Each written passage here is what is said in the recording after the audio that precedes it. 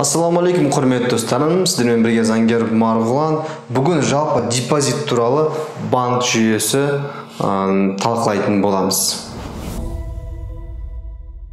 Қараңыздар, біз осы барлығымыз ақшамды жинаған кезде депозит төлейміз, яғни белгілі бір қомақты ақша жиналса, болмаса аз ақша болса да депозитке салып қойсақ 10% жұмыс істеп жатады. Әйтеуір жыл сайын 10% түсіп отырады деп ойлаймыз. Ал енді депозиттегі ақша қалай жұмыс істейді? Ол бізге қандай пайда алып келеді, болмаса ол қалай жұмыс істеп жатыр? Кімге пайдасы бар? Ол ақшадан негізі түбіне келгенде сол туралы талқылайтын боламыз. Қараңыздар, тақтаға. Мына жерде банк. Банкта белгілі бір ақшалар айналып жатыр.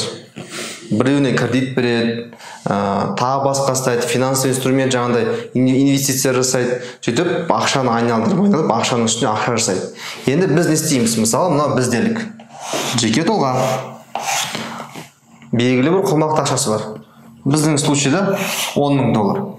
$10,000 не істейді? Банкке, депозитке салып қояды.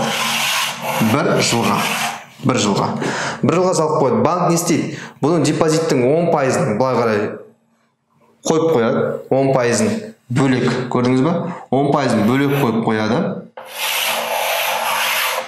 Қалған 90%-ын оборотқа салады. Оборотқа салған, мысалы, қарапайым мысалға келтірейік. Қалған 90%-ын басқа кісілерге кредит береді, несие береді.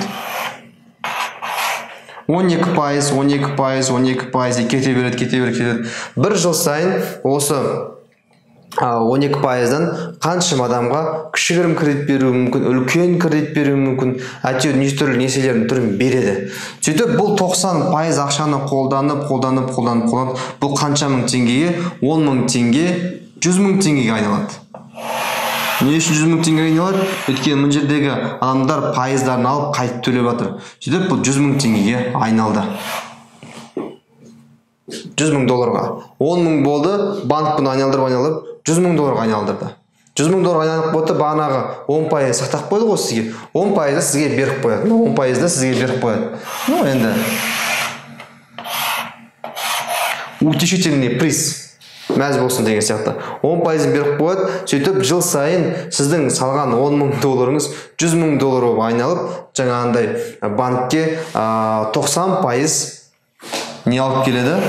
Пайда алып келеді.